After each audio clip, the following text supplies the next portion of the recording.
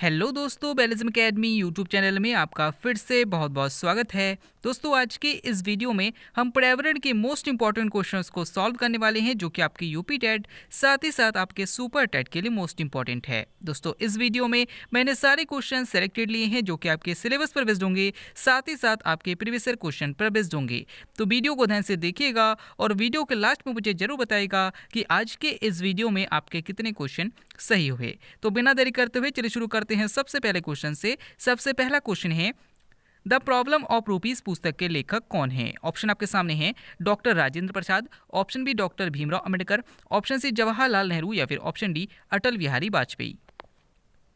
इसका सही आंसर हो जाएगा option B doctor Bhimrao Ambedkar. दोस्तों, याद रखिएगा कि द प्रॉब्लम ऑफ रूपीज पुस्तक के लेखक डॉक्टर भीमराव अंबेडकर है। अगर आपसे पूछा जाता है कि भारतीय संविधान का जनक किसे कहा जाता है, तो डॉक्टर भीमराव अंबेडकर को कहा जाता है। और अगर आपसे पूछा जाता है कि आधुनिक युग का मनु किसे कहा जाता है, तब भी आपका आंसर हो जाएगा डॉक्टर भीमराव अंबेडकर को कहा जाता है। अगला क्वेश्चन, नेक्स्ट क्वेश्चन है, राष्ट्रीय गीत पहली बार कब गाया गया था? ऑप्शन आपके सामने है, 1896, ऑप्शन बी 1911, ऑप्शन सी 2001 या फिर ऑप्शन डी 1947। इसका सही आंसर हो जाएगा ऑप्शन ए 1896। दोस्तों, याद रखिएगा कि अगर आपसे पूछा जाता है कि राष्ट्रीय गीत को पहली बार कब गाया गया था, तो याद रखिएगा कि 1896 के कलकत्ता अधिवेशन में गाया गया था। और अगर आपसे पूछा जाता है कि राष्ट्रीय गान को पहली बार कब गाया गया था, तो याद रखिएगा 1911 के कलकत्ता अधिवेशन में गाया गया था।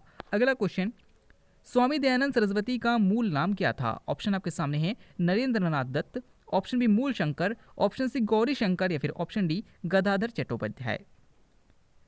इसका सही आंसर हो जाएगा ऑप्शन बी मूल शंकर। दोस्तों, याद रखिएगा कि स्वामी दयानंद सरस्वती जो कि आर्य समाज के संस्थापक थे, इनका मूल नाम मूल शंकर था। अगर आपसे पूछा जाता है कि स्वामी विवेकानंद का मूल नाम क्या था, तो नरेंद्र नाथ दत्त था। और अगर आपसे पूछा जाता है कि रामकृष्ण परमहंस का बचपन का नाम क्या था, तो याद रखिएगा गदाधर चट्टोपाध्याय था।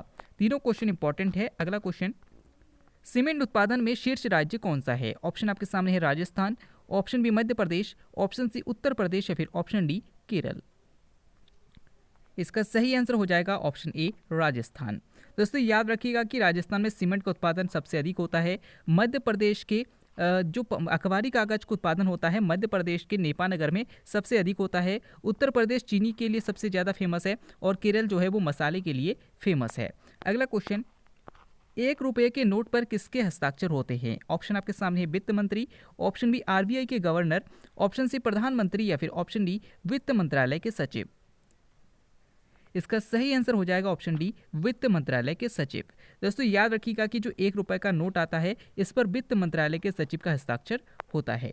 अगला क्वेश्चन, नेक्स्ट क्वेश्चन है, संविधान में जीएसटी यानी कि गुड्स एंड सर्विस टैक्स को किस संशोधन द्वारा जोड़ा गया? ऑप्शन आपके सामने है, 86वां संशोधन, ऑप्शन बी 101वां संशोधन, ऑप्शन सी 100वां संशोधन या फिर ऑप्शन डी 73वां संशोधन। इसका सही आंसर हो जाएगा ऑप्शन बी 101वां संशोधन। दोस्तों, याद रखिएगा कि भारतीय संविधान में 101वां संशोधन हुआ था, जिसके तहत जीएसटी को जोड़ा गया था। अगर आपसे पूछा जाता है कि 73वां संविधान संशोधन द्वारा क्या हुआ था, तो पंचायती राज व्यवस्था को जोड़ा गया था। और 86वां संविधान संशोधन द्वारा शिक्षा के अधिकार को जोड़ा गया था। अगला क्वेश्चन, सिल्वर फाइबर क्रांति किससे संबंधित है? ऑप्शन आपके सामने है, चमड़ा उत्पादन, ऑप्शन बी कपास उत्पादन, ऑप्शन सी जूट उत्पादन या फिर ऑप्शन डी पेट्रोलियम उत्पादन। इसका सही आंसर हो जाएगा ऑप्शन बी कपास उत्पादन। दोस्तों, याद रखिएगा कि सिल्वर फाइबर क्रांति का संबंध कपास उत्पादन से है। और अगर आपसे पूछा जाता है कि कृष्ण क्रांति का संबंध किससे है, तो पेट्रोलियम उत्पादन से है। अगला क्वेश्चन, पठारी महाद्वीप किसे कहा जाता है? ऑप्शन आपके सामने है, Asia, option B Europe, option C Africa या फिर ऑप्शन डी ऑस्ट्रेलिया। इसका सही आंसर हो जाएगा ऑप्शन सी अफ्रीका। दोस्तों, याद रखिएगा कि अफ्रीका में सबसे ज़्यादा पठार पाए जाते हैं, इसलिए इसे पठारी महाद्वीप भी कहा जाता है। एशिया में सबसे अधिक पहाड़ियाँ पाई जाती है। यूरोप में सबसे अधिक मैदान पाए जाते हैं। तो याद रखिएगा कि मरुस्थल विहीन महाद्वीप किसे कहा जाता है? यूरोप को कहा जाता है। और याद रखिएगा कि यूरोप में सबसे अधिक मैदान पाए जाते हैं। अगला क्वेश्चन, कोणार्क का ब्लैक पैगोडा किस भगवान को समर्पित है? ऑप्शन आपके सामने Shiv, option B Vishnu, option C Surya या फिर ऑप्शन डी जगन्नाथ। इसका सही आंसर हो जाएगा ऑप्शन सी सूर्य।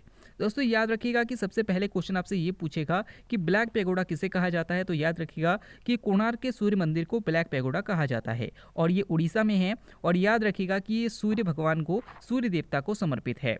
और अगर आपसे पूछा जाता है कि कोणार्क के सूर्य मंदिर का निर्माण किसने करवाया था, तो नरसिम्हा प्रथम ने करवाया था। अगला क्वेश्चन, इनमें से कौन सी अश्रु ग्रंथि है, यानी कि आंसू वाली ग्रंथि है? ऑप्शन आपके सामने है थायराइड ग्रंथि, ऑप्शन बी लैक्रिमल ग्रंथि, ऑप्शन सी अग्नाशय ग्रंथि या फिर ऑप्शन डी पीयूष ग्रंथि। इसका सही आंसर हो जाएगा ऑप्शन बी लैक्रिमल ग्रंथि। दोस्तों याद रखिएगा कि लैक्रिमल ग्रंथि जो है वो एक आंसू वाली ग्रंथि है, यानी कि जिसे हम अश्रु ग्रंथि कह सकते हैं। और अगर आपसे पूछा जाता है कि मानव शरीर की सबसे छोटी ग्रंथि कौन सी है, तो पीयूष ग्रंथि है। अगला क्वेश्चन, मानव शरीर में पाचन क्रिया सर्वाधिक किस अंग में संपादित होती है?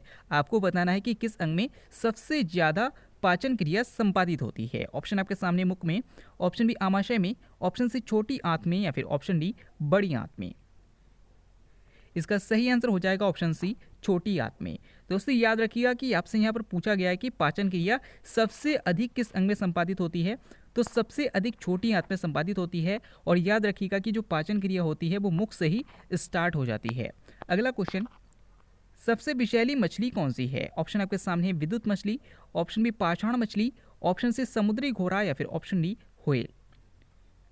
इसका सही आंसर हो जाएगा ऑप्शन बी पाषाण मछली। दोस्तों याद रखिएगा कि पाषाण मछली यानी कि जो पत्थरों में पाई जाने वाली मछली होती है वो सबसे ज़्यादा विषैली मछली होती है। अगला क्वेश्चन, भारतीय संविधान में हिंदी को क्या कहा गया है? ऑप्शन आपके सामने है देव भाषा, ऑप्शन बी राजभाषा, ऑप्शन सी राष्ट्रभाषा या फिर ऑप्शन डी देश भाषा।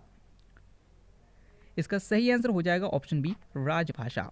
दोस्तों याद रखिएगा कि भारतीय संविधान के अनुच्छेद 343 में जो हिंदी भाषा है, हिंदी को राजभाषा कहा गया है। और याद रखिएगा कि जो राजभाषा हिंदी है, इसका जो भाग है वो भाग 17 में इसको दिया गया है। और अगर आपसे पूछा जाता है कि किस अनुच्छेद में है, तो याद रखिएगा 343 में है।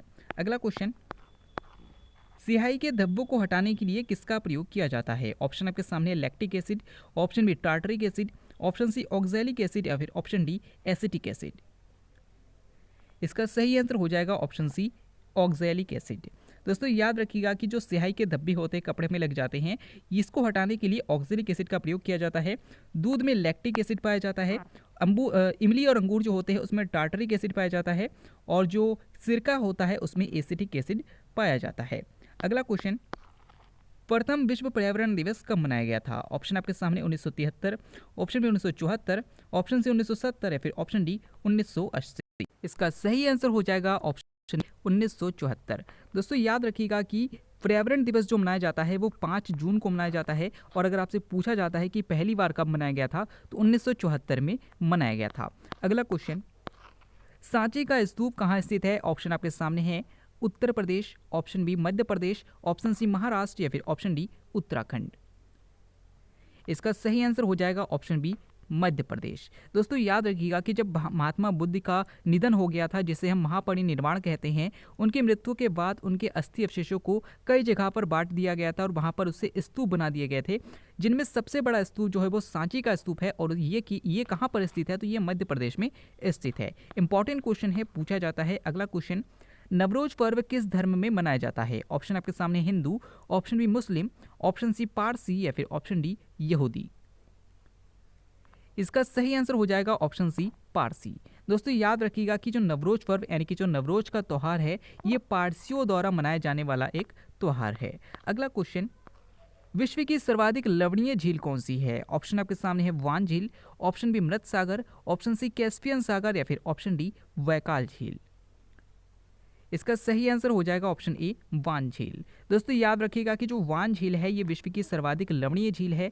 अगर आपसे पूछा जाता है कि सबसे खारी पानी वाली झील कौन सी है, तो कैस्पियन सागर सबसे अधिक खारे पानी वाली झील है। और अगर आपसे पूछा जाता है कि सबसे बड़ी झील कौन सी है, तब भी आपका आंसर हो जाएगा कैस्पियन सागर।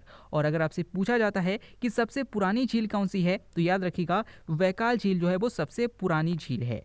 अगला क्वेश्चन, भारत में उच्च न्यायालय की पहली महिला मुख्य न्यायाधीश कौन थी? ऑप्शन आपके सामने है फातिमा बीवी, ऑप्शन डी लीला सेठ, ऑप्शन सी सुचेता कृपलानी या फिर ऑप्शन डी सरोजिनी नायडू।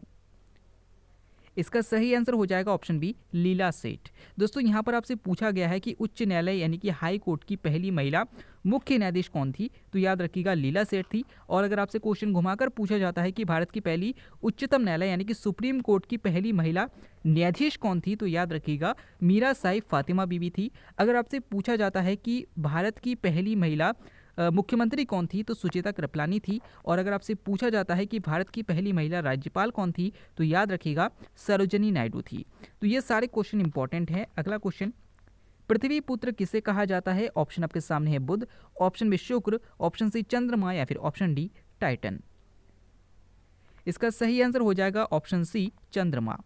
याद रखिएगा कि पृथ्वी का प्राकृतिक उपग्रह जो कि चंद्रमा है, इसे पृथ्वी पुत्र के नाम से भी जाना जाता है। अगर आपसे पूछा जाता है कि चमकीला ग्रह किसे कहा जाता है, तो शुक्र को कहा जाता है। और अगर आपसे पूछा जाता है कि सबसे छोटा ग्रह कौन सा है, तो बुध है। और टाइटन जो है वो शनि का एक उपग्रह है। अगला क्वेश्चन, मानव नेत्र में किस प्रकार का लेंस पाया जाता है? ऑप्शन आपके सामने उत्तल लेंस, ऑप्शन बी अवतल लेंस, ऑप्शन सी वलयाकार लेंस या फिर ऑप्शन डी वाइफोकल लेंस। दोस्तों इस क्वेश्चन का आंसर आपको हमें कमेंट के द्वारा बताना है। आज के इस वीडियो में आपके कितने क्वेश्चन सही हुए, साथ ही साथ आज का वीडियो आपको कैसा लगा, कमेंट करके जरूर बताइएगा। अगर आप टेलीग्राम ग्रुप और फेसबुक पेज को ज्वाइन करना चाहते हैं तो डिस्क्रिप्शन में लिंक दिया गया है, वहां से आप ज्वाइन कर सकते हैं। हम फिर से लौटेंगे एक नया इंटरेस्टिंग वीडियो लेकर, तब तक के लिए देखते रहिए, सीखते रहिए।